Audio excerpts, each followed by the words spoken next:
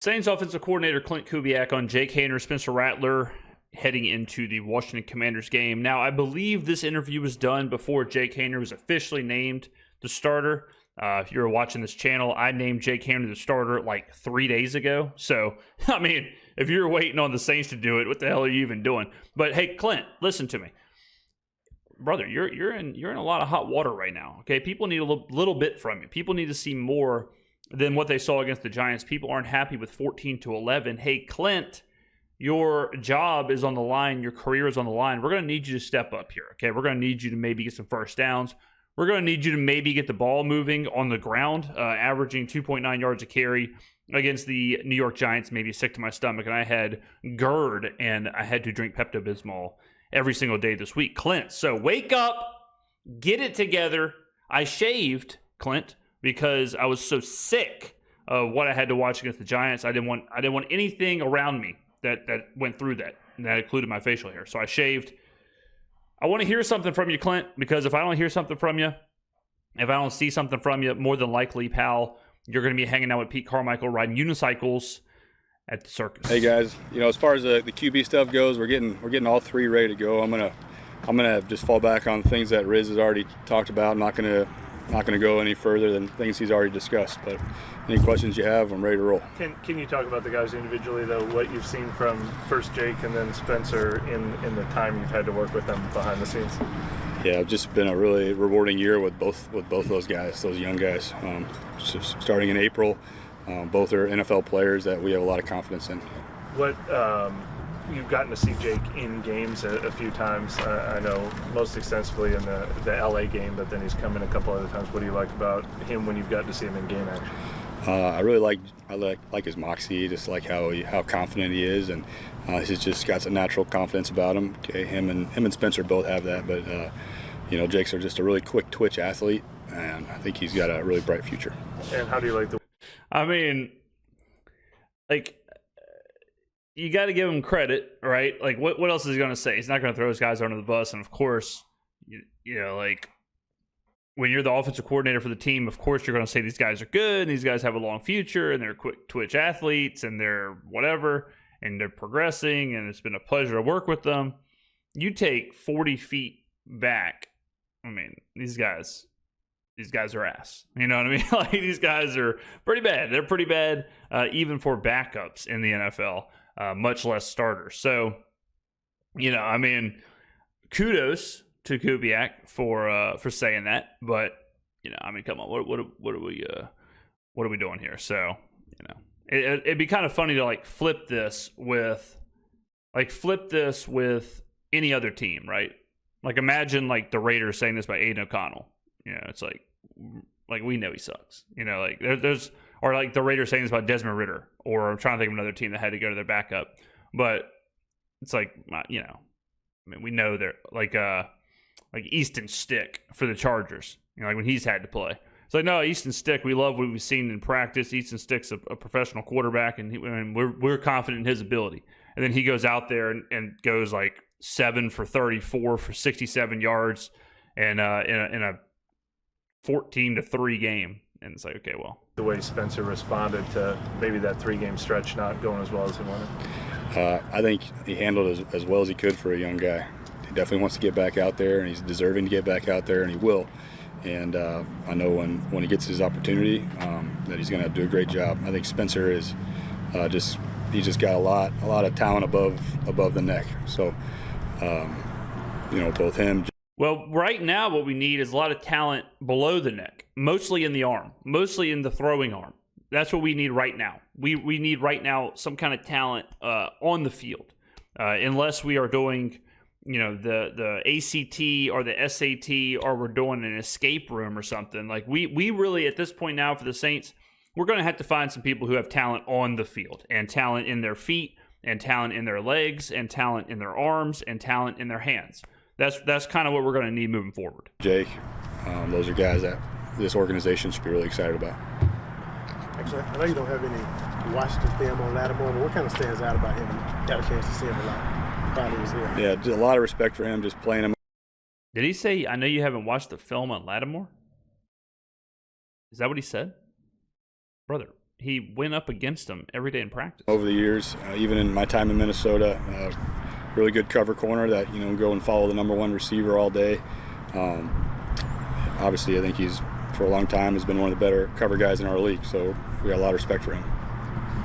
It's kind of the benefit of having AK and Kendra Miller on the field at the same time. He gets that 4 or 5 snaps. Yeah, just both really talented backs.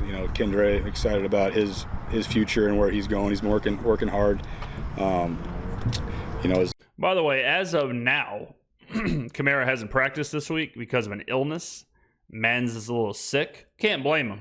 New Orleans has been insane this week. It's been 60 degrees and raining, and then it's 40 degrees and sunny, and then it's humid and 55, and then it's back down to 40s. It's brutal out here. He's a young guy that just needs more reps, needs more opportunities, and we're happy to have him as well as Jamal. Jamal is doing a really good job. I know he didn't get the touches last week, but in those critical situations, you saw him go in there and get us the first down in short yardage. So got 3 really good backs. Clint, why do you think the run game maybe had a little bit of a, I don't know, maybe not quite up to what it normally would be against the Giants? Yeah, good question. I'm wondering the same thing because the Giants had basically shoestring and bubblegum holding their defensive line together, and we rolled up there with a healthy offensive line, Alvin Kamara, Kendra Miller, and no Taysom, but, I mean, damn, couldn't do anything the entire game, and that can't happen in this offense. I credit the Giants. Thought they did a really good job, and definitely wasn't our best day, so we got to bounce back there. I like Klint Kubiak. I want Klint Kubiak to be the offensive coordinator next year because I like his system and his philosophy, but you're running out of days to have bad days. We cannot have bad days. Certainly not the offense. If the offense has bad days, and we only have 4 games left. So if we have another bad day, or 2 bad days, or 3 bad days, or 4 bad days, Klint Kubiak's going to have 365 bad days because he will be fired. So, I understand you don't want to, or no one ever wants to feel like their back's against the wall or whatever, or fight or flight, but for this coaching staff and a lot of these players, a la Jake Haener and Spencer Rattler, for a lot of these players and coaches, it is the Super Bowl every single week. Make it or break it every single week. Like, this is your career on the line. This is the future of the franchise on the line as far as, are you part of it? And that's just the reality of it. That's just the harsh reality. And it is what it is. I've seen a lot of people say in the comments, because we've been talking about Derek Carr and Jake Haener and Spencer Rattler, and a lot of people are like, well, we'll just run it back next year and give them another chance. It's like, there's so much more happening than just, well, we'll just run it back. Run it back with who? Run it back with these coaches? Run it back with a completely new coaching staff? A completely new coaching staff isn't going to come in and say, yeah, let's just run it back. That's never happened in the history of football. New coaching staff is going to come in and immediately do their thing. They're immediately going to make the team and the system and everything, the roster, the way they want it to be. They're going to have a draft to do it. They're going to have draft picks, high draft picks. They're going to have a front office that's ready to make moves to get this thing right. We've seen that this year. So, I think we're getting to that point where reality, we got to really understand what's actually taking place. And if we want Rizzi, Kubiak, Haener, Rattler, Carr, if we want the system to be in place, if we want, even like Kendra Miller, players like that, a new coach is not going to come in and see Kendra Miller's 125 carries for 3.9 yards a carry and be like, damn, this guy is, we got to keep this guy around. He's just going to see that and say, all right, we got to find a backup running back. Okay, we got to find somebody. They're not going to have the same, I don't want to say loyalty, but they're not going to have the same feeling or loyalty or whatever for these players and coaches on the roster. So if you want any of these pieces to move forward with the team that aren't like obvious pieces like Talise Fuaga and Alvin Kamara and Kool-Aid McKinstry, but if you want these pieces to move forward, these coaches to move forward, or the ideals or whatever, we got to start seeing something. And that 14-11 performance against the Giants is as damning gets. And these next 4 games, I mean, they got to get back to showing the front office something. With Kendra and Alvin, with them being, is there like a versatility factor that with both of those guys, it just allows you guys to do more, maybe? Definitely, yeah. Both those guys are exceptional in the pass game. Again, Kendra is a young back that is coming on, and just the more practice reps, the better that he'll get. So, he was on IR, so he didn't get a lot of reps. But the last couple of weeks, Coach Foster's been spending a lot of extra time with him, and Kendra is a very coachable guy. With Spencer, obviously he didn't have Eric. If it is Spencer, what do you think Eric's presence would help navigate this time around, or even a young quarterback like Jake? Yeah, Eric's going to elevate no matter who he's playing with, whether it's a rookie, second-year guy or a guy like DC. So, well, unless they're playing against the vaunted Giants defensive front, then he elevates the whole offense. What do you make of kind of the uptick in some of the production guys been able to get on Juwan and Foster, and just how important have they been while you missed Chris? I think the tight end room altogether has been really impressive this year. I think Coach Barone does a phenomenal job with those 3 guys. Really like the young guy, Holker, as well. He's coming on. But I think that's been one of the strengths of our team is our tight end room. Klint, obviously, Marquez Valdez-Scantling was making a lot of deep catches early in small doses, but in some recent games he feels like he's also been a kind of a go-to target throughout the field. What do you like about how much volume he has in knowing offenses, different routes, different positions, and stuff like that? Yeah, I mean, MVS is a good dichotomy of how this team or how the season has played out, where MVS is the only true pro that we have at the wide receiver level. He's the only true NFL player, and so he is the one. He is the guy. He has to make plays. He has to get the volume. He has to.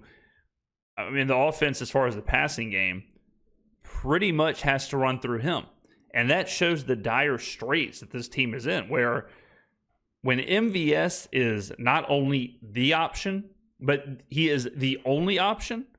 I mean, that's wild. And when you're talking about, all right, well, we're going to have to hope MVS can make something happen here. Otherwise, we're going to have something out of Kevin Austin. Like Stone Cold Kevin Austin's a practice squad level player. No hate, but it is what it is. So just the fact that MVS has been on rosters elevates him to our number 1. That is bananas. That is crazy that's where we're at, where we're running. I mean, we are in a situation, ladies and gentlemen, where Jake Haener is going to, Jake Haener is the starting quarterback, and MVS is the number 1 wide receiver who we're hoping can make some magic happen. That's the reality we live in right now. It is a crazy time to be a Saints fan. I just see him as a guy that can run the whole route tree, that since the day he's got here has done nothing but impress and excel in all he's done, and it just keeps gaining more and more credibility with his teammates, with his coaches, and just been a really fun guy to work with. I think I've spoken before on his intelligence. I think the guys at this level, they can all play, they can all run, but when you can think and you can think on the move, you give yourself an added dimension, and he has that. I saw something on ESPN. It was like a clip or whatever, and Rex Ryan was saying that Shedeur Sanders would be levels better than any quarterback in the Raiders room. And he was basically saying, if the Raiders draft Shedeur, they'll be much better next year because of that. And it's yeah, that makes sense. It's kind of funny when you think about our room, or our mini rooms, our quarterback room, wide receiver room, defensive back room, whatever. Travis Hunter, by the way, I'm filming this on a Friday, releasing this on Friday. I have a 23-1 Travis Hunter Heisman ticket Saturday night. They're announcing the Heisman. Cross your fingers for your boy. We are trying to cash an absolute fat daddy ticket with Travis Hunter. But if Travis Hunter was on the Saints, he would arguably be, and I'm not even sure if this is an argument, he would arguably be our best wide receiver and our best defensive back. And I'm trying to think who you would even... He's definitely the best wide receiver, no doubt about that. But it's like, is Travis Hunter a better defensive back? Would you be more comfortable with Travis Hunter than Alontae Taylor, or Travis Hunter than Kool-Aid McKinstry?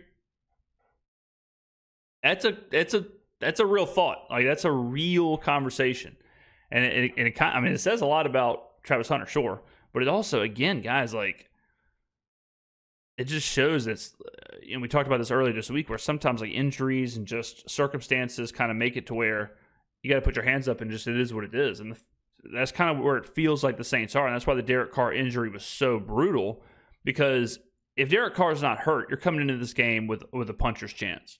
You're coming into this game with, well, we got a quarterback, like, Washington's suspect defense.